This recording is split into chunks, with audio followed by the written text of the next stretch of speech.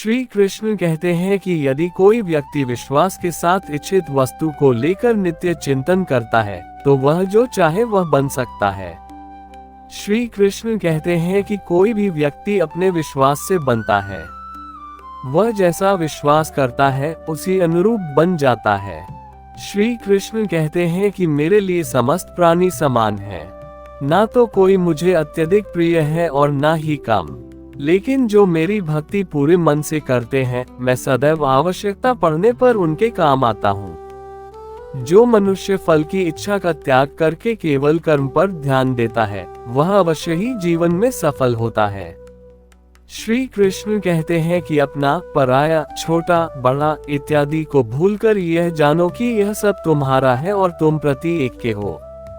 श्री कृष्ण कहते हैं कि जो व्यक्ति क्रोध करता है उसके मन में भ्रम पैदा होता है जिससे उसका बौद्धिक तर्क नष्ट हो जाता है और तभी व्यक्ति का धीरे धीरे पतन होने लगता है। इस संपूर्ण संसार में अपकीर्ति मृत्यु से भी अधिक खराब होती है। श्री कृष्ण कहते हैं कि जीवन में सफलता का ताला दो चाबियों से खुलता है, एक कठिन परिश्रम और दूसरा दृढ़ संकल्प।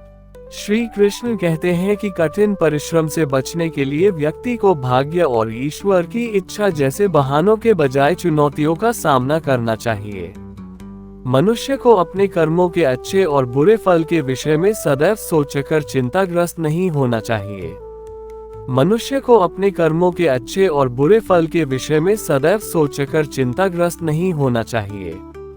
जो मनुष्य प्रतिदिन खाने, सोने और आमोद प्रमोद के कार्यों में लिप्त रहता है वह नियमित तौर पर योगाभ्यास करके समस्त क्लेशों से छुटकारा पा सकता है। श्रीमद् भागवत गीता का मुख्य उद्देश्य मानव कल्याण करना है, इसलिए प्रत्येक मनुष्य को सदैव मानव कल्याण की ओर अग्रसरित रहना चाहिए। व्यक्ति को अपनी इंद्रियों को वश में रखने के लिए बुद्धि और मन को नियंत्रित रखना होगा। किसी भी व्यक्ति को ना तो समय से पहले और ना ही भाग्य से अधिक कुछ मिलता है, लेकिन उसे सदैव पाने के लिए प्रयत्नशील रहना चाहिए। व्यक्ति को आत्मज्ञान के माध्यम से संदेह रूपी अज्ञानता को समाप्त करना चाहिए। इस संसार में विद्यार्थी का उद्देश्य धर्म के अनुसार विद्या ग्रहण करना और सैनिक का कर्तव्य देश की रक्षा करना होना चाहिए।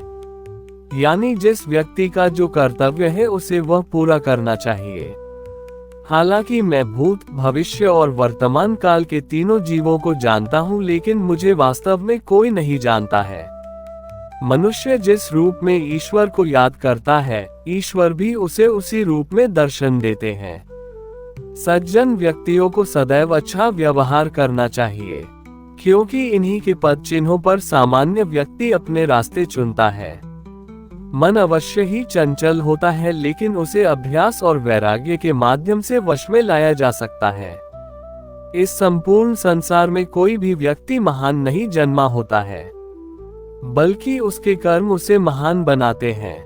हे पार्थ, मैंने और तुमने अपने कर्तव्यों को निभाने के लिए धरती पर कई अवतार लिए हैं, लेकिन मुझे याद है और तुम्हें नहीं। जो मनुष्य जिस देवता की विश्वास के साथ भक्ति करता है मैं उस व्यक्ति की उसी देवता में दृढ़ता बढ़ा देता हूँ। जो व्यक्ति मैं और मेरा इत्यादि की भावना से मुक्त हो जाता है उसे जीवन में शांति की प्राप्ति होती है।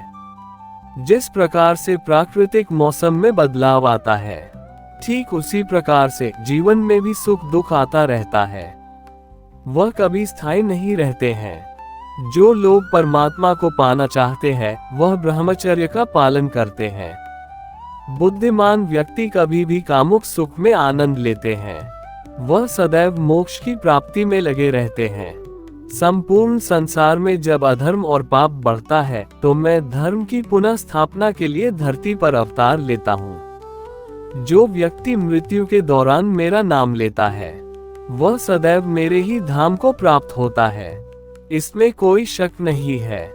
परिवर्तन ही इस संपूर्ण संसार का नियम है, इसलिए व्यक्ति को कभी अपने वर्तमान पर घमंड नहीं करना चाहिए।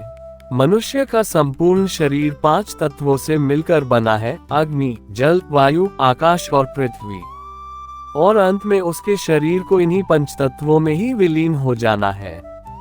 श्री कृष्ण कहते हैं कि व्यक्ति को अपने आप को सदैव ईश्वर को समर्पित कर देना चाहिए, तभी वह दुखों, चिंता और परेशानियों से मुक्त रह सकता है। तुम बिना किसी कारण की चिंता करते हो और बेवजह ही घबराते हो। श्री कृष्ण कहते हैं कि तुम तो आत्मा हो, जिसे ना तो कोई मार सकता है और ना ही जला सकता है। यही जीवन की सच्चाई है, जिसे प्रत्येक व्यक्ति को जानना चाहिए।